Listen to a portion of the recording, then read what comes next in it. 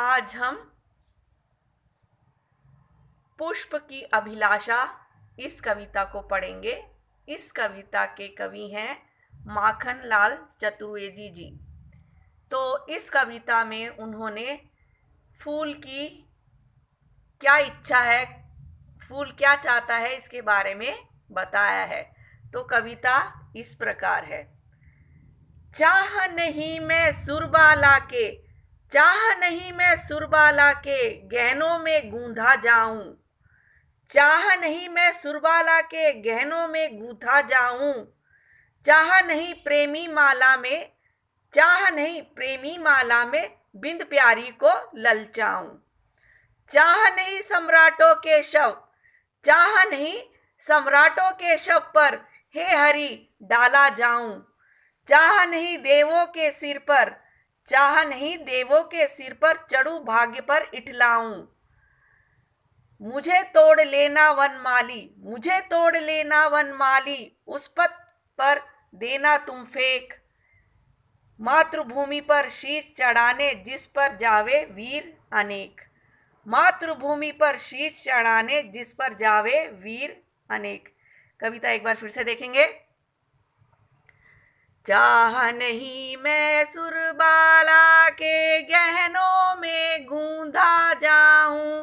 चाह नहीं प्रेमी माला में बिंद प्यारी को ललचाऊं।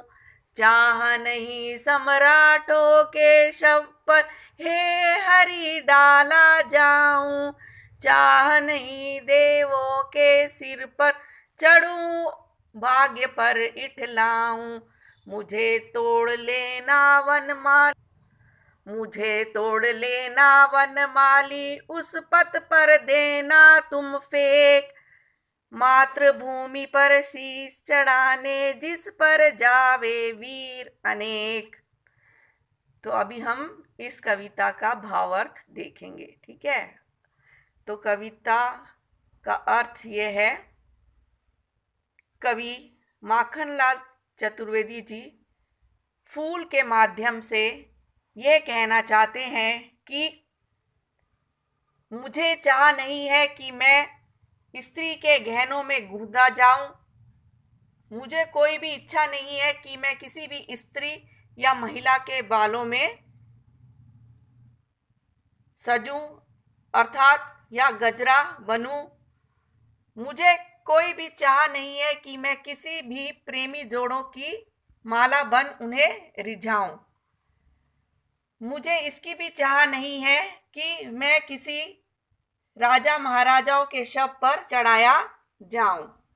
मुझे इसकी भी चाह नहीं है कि मैं भगवान के मस्तक या सिर पर चढ़ाया जाऊं, जिसे मुझे बहुत गर्व हो।